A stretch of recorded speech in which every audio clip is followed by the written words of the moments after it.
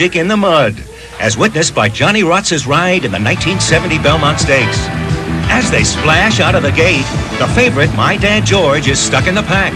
Climber and Nascra sprint into the lead. They're still in front at the backstretch, with High Echelon and Rotz bringing up the rear. But here comes number 5, High Echelon, past Climber, past Nascra, and into the lead.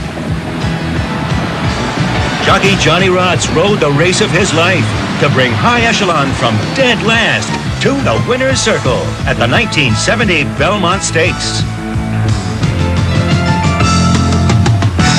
The Magic Fight of 1970 found 2 heavyweight champions in the ring. Jimmy Ellis, the slim slugger from Louisville, Kentucky, had taken the WBA world title in 1968 when Muhammad Ali was stripped of his crown.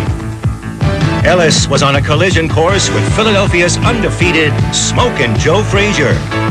With 24 wins to his credit and 21 knockouts, Frazier was recognized as champ by the New York State Boxing Commission, amongst others. But he aimed to bring the rest of the states into line by taking out Ellis.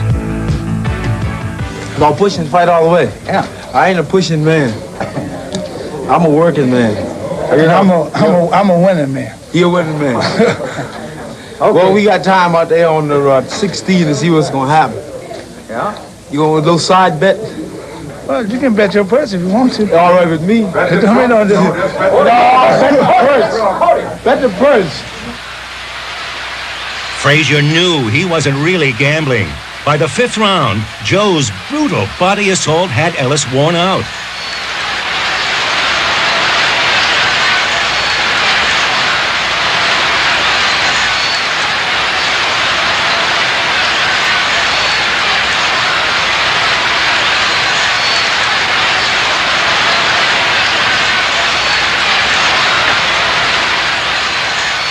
Few fighters could stand up to the full force of the Frazier attack, and Ellis wasn't one of them. Struggling back to his feet at the count of 8, but still groggy, Ellis went toe-to-toe with Frazier once again, trying to punch his way out of the fog. But Frazier had him clearly in his sights and moved in for the kill. A freight train left hook dropped Ellis again. Jimmy somehow made it back to his corner, but his handlers refused to let him suffer anymore. Joe Frazier was the undisputed heavyweight champion of the world, a magic moment in 1970. A Magic Year challenge. In 1970, Muhammad Ali returned to boxing after a long bout with the courts. He'd been banned for 3 years and stripped of his title. Who was Ali's opponent in his triumphant return to the ring? Atlanta, Georgia, October 26, 1970. Muhammad Ali took on top contender Irish Jerry Quarry. Ali was razor sharp, and the badly cut up Quarry had to quit after 3 rounds. The magic was back. Jim Plunkett made magic for Stanford in 1970 with a great arm and 2 strong legs to match. Plunkett set a new NCAA career total yardage mark, tossing for 2,700 yards in his senior season. His precision passing turned the Indians from Pac-8 also-rans into division champs.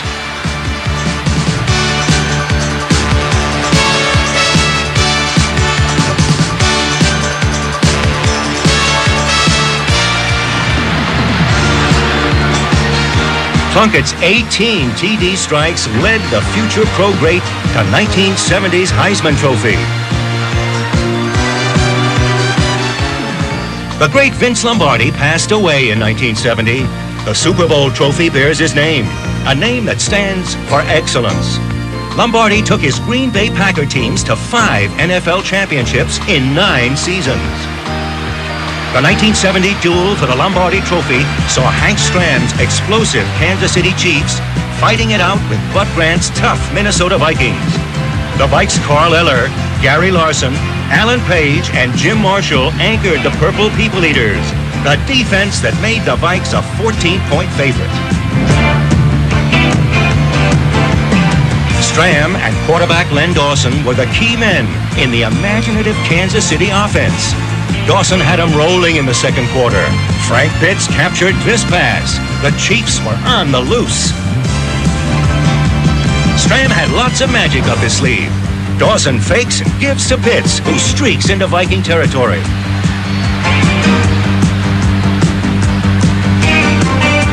The Vikes held, but Jan Stenerud split the uprights with his third field goal of the first half. Stenerud then booted a slippery one to the Vikes' Charlie West.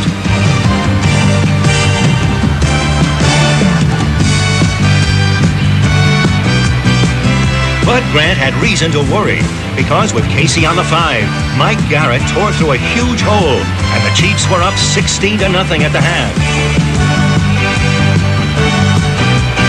Here, Dawson reads the blitz and hits Otis Taylor in the flat.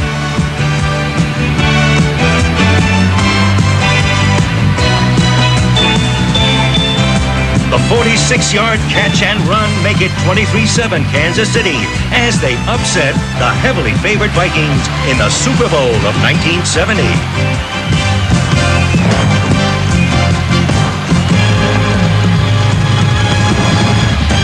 A Magic Year challenge about our star of the year, Willis Reed, number 19. When Willis joined the Knicks in 1964, he came from a college much better known for its football talent. Where did Willis Reed 4 Southwest Conference titles and to an NAIA championship? In 1970, rookie Lou Alcindor, now Kareem Abdul-Jabbar, made the term skyhook part of the NBA vocabulary and left little doubt of his intention to rule the game. But veterans like LA's Jerry West weren't stepping aside just yet. West here notches his 20,000th career point. Jerry took up the slack for the Lakers as Wilt Chamberlain missed much of the year with an injury. But Wilt was back at playoff time, leading LA against the New York Knicks. The Knicks' forte was team play, and the man who held it all together in 1970 was number 19, Willis Reed, our star of the year. That was the year when we had all the championships here, 69-70 year when football and baseball were won, the Mets and the Jets. So, I mean, New York we were really rolling at that time. From the beginning, from training camp right on through exhibition season to the start of the season where we had 18 games in a row, winning streak, it was just a great year. In the record breaker, the Knicks trailed Cincinnati by 5 with 16 seconds left. No way to win this one for 18 in a row. But Willis Reed comes through with 2 crucial free throws.